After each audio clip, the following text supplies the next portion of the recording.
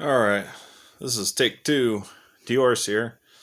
So, as you can see, I got my shotgun back from the gunsmith, and I gotta tell you, they did an excellent job. I'm super, super happy, like super stoked. This is beautiful, beautiful job on the Cerakote finish on this gun. Absolutely gorgeous. So, just to do a recap, to people who either are not subscribed to me or have not seen the previous videos, this is a Winchester Ranger Model 120. This is the Econobox version of the Winchester 1300 series and 1300 series Defenders. The Model 120 was basically a El Cheapo Econobox Kmart special shotgun, sold at places like Sears, Kmart, back when those two places used to sell firearms, and Cabela's for like Christmas. I bought this gun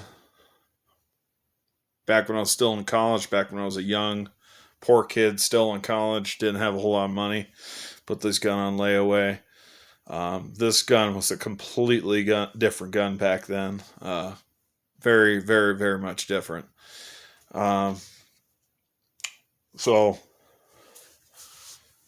yeah, like I said, I really wanted a Winchester 1300 or even a 1200 series Defender really bad, but they're really hard to come by.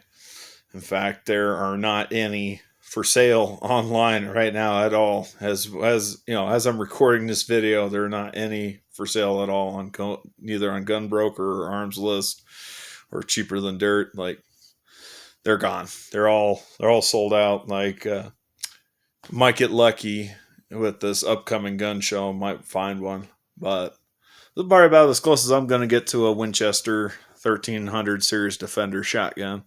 I'm going to dub this the 1300. I'm going to, I should dub the shotgun the Defender clone.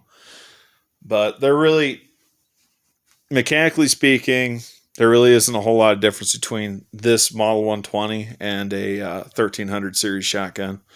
The receiver's the same. The bolt group's the same. The main difference is that this thing has a short four round tube magazine, whereas the actual 1300 Defender has like I think it was a 7 or 8 round tube magazine. Yeah. But like I said, did a lot of work to this gun. I guess we'll go ahead and show some of the features on it. Get this thing flipped around. So, as you can see, I've added a flashlight to it. Right here, this part right here, this is the pressure switch. And then right here, this is the self-maintaining toggle switch. So basically, it's just a hard switch. This flashlight, this is a Fieschi brand flashlight. Bought it off Amazon. I think it was like 40 or 50 bucks. I think it was like 40, maybe 45. So I got that on there. You can see I got a 3 round tube magazine extension on here. This seems to me to be a pretty solid extension. People have complained. I've seen people complain about these. This is a Choate brand tube magazine extension. It's a 3 round extension. People have complained about this on the internet. I so far have 0 complaints about it. It seems to be pretty solid. It's made from a single piece of machine bar stock aluminum. So pretty friggin' solid. And then I've got ATI furniture on here. So got ATI foregrip. Excuse me. ATI foregrip, ATI pistol grip, combination pistol grip buttstock. This is an adjustable 6-position buttstock, just like a regular M4 style buttstock. and pistol grip. Except for I think that pistol grip kind of angles out a little bit more than an actual M4. 25 for the foregrip, 75 for the buttstock. The bandolier sling. This is an Ace brand bandolier sling. This was like $20 on Amazon. I know what you guys are thinking. What the hell are you buying shit off of Amazon? A lot of the quote unquote true gun tubers say don't buy shit off of Amazon. A lot of the gun experts say don't buy shit off of Amazon. But you know what? I found a lot of good aftermarket stuff for my gun because I went on Amazon. Because I can't find the specific stuff I'm looking for. So, you know, gun stores won't sell me other stuff that I don't want. Like I said, I wanted a flashlight that was not mounted to a foregrip. And the local gun store over there in town, they want to sell me this stupid bullshit freaking shotgun foregrip with a flashlight already integrated into the foregrip, and it's like $300. It's like, no, thank you. The thing looks honky. It looks stupid. I don't like it. Besides, you know, my personal opinion, my personal preference, I don't think flashlights should be anywhere on these foregrips. It should be mounted right here, right there, between the barrel and tube mag.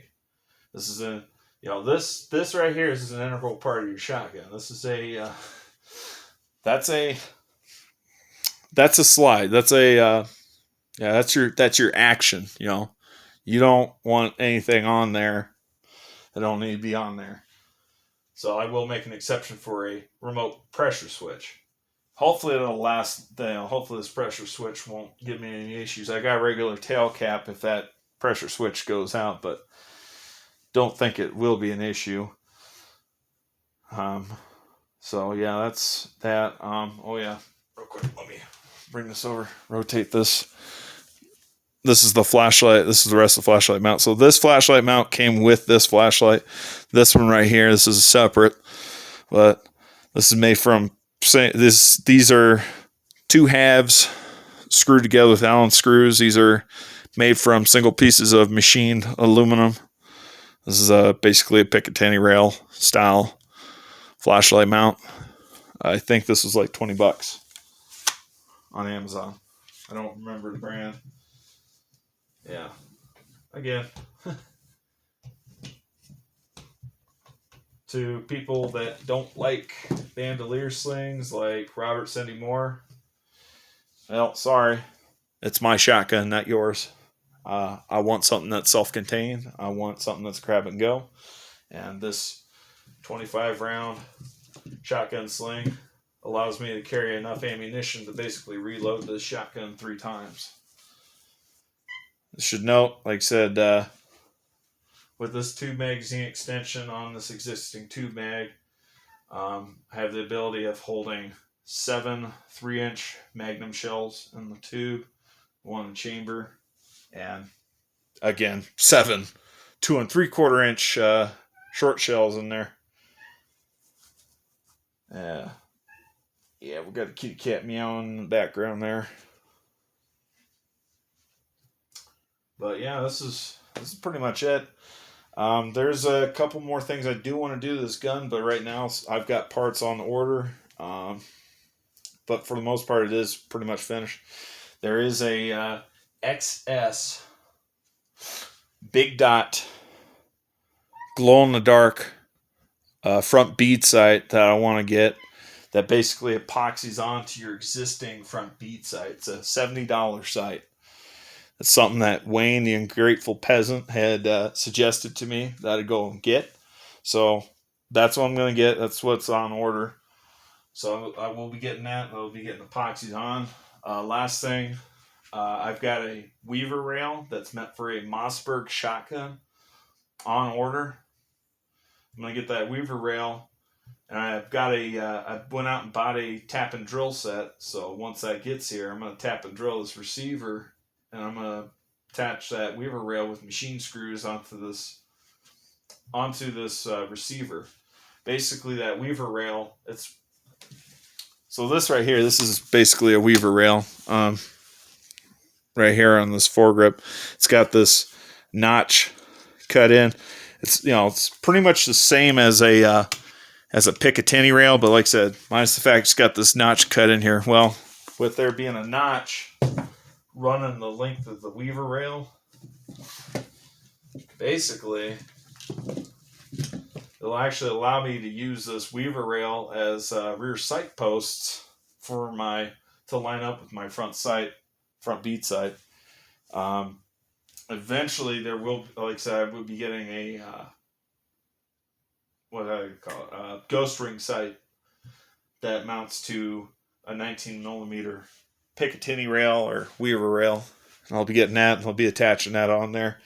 It's just that sight's been out of stock for multiple websites. I've been to multiple websites trying to find that sight, and it's not around. I can't find it on eBay. I can't find it anywhere. It's nobody, like I said, nobody has it. Last but not least, the one thing I do want to put on here, but I can't, again, it's either, like I said, it's something that's out of stock. And actually, I think it's more like out of production. ATI makes, or I should say, not ATI, Tagstar makes, or I should say, used to make a side shell holder for this gun.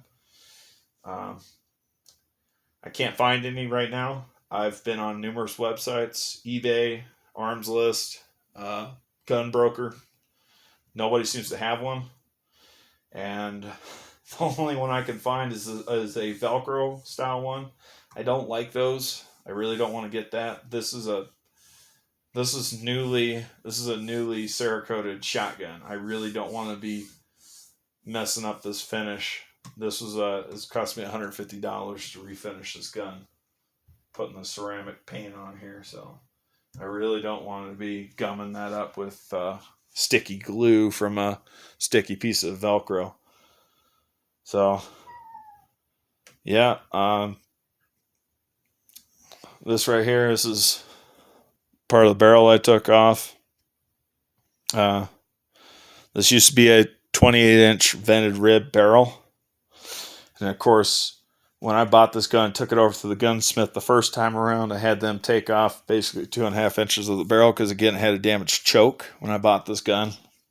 Choke was damaged beyond repair because the guy who owned it before me, he must have accidentally dropped the gun from a high place onto concrete barrel first, and it busted the choke and severely damaged the threads in the end of the barrel. So I had no choice but have him saw it off.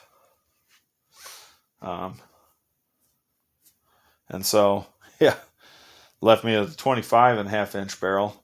And then I went ahead and took 5 more inches off. Plus, used to have a vented rib that ran the entire length of the barrel because this was a turkey gun. And basically, I just took the whole vented rib off, sanded it down smooth, and like I said, added that heat shield. I got another shotgun here. Same gun, but pretty close to what this gun started out as. It started out looking similar to this one. This is also a Winchester Ranger Model 120. This one happens to have a 24-inch slug barrel with front and rear raised fiber optic iron sights. But yeah. This gun, I'm not gonna lie, this was an unloved gun right from the get-go. It needed a lot of love, and it finally got its deserved TLC. It had been needed. I'm not gonna lie, nobody wanted this gun. It sat quite a long time over at that pawn shop, and I know for a fact this one sat for a very long time at Cabela's in their gun library. As you see, there's little nicks, little scratches on the receiver, on the barrel and everything. That gun was the same way. But, basically transformed it into what you see right here, tactical masterpiece.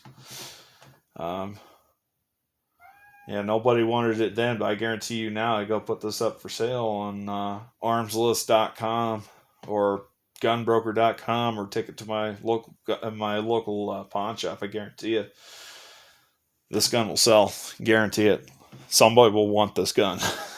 Like I said, turned it in from a plain Jane, unloved hunting gun into a tactical masterpiece. This thing is just absolutely gorgeous, practically brand spanking new at this point with all the work that I put in it.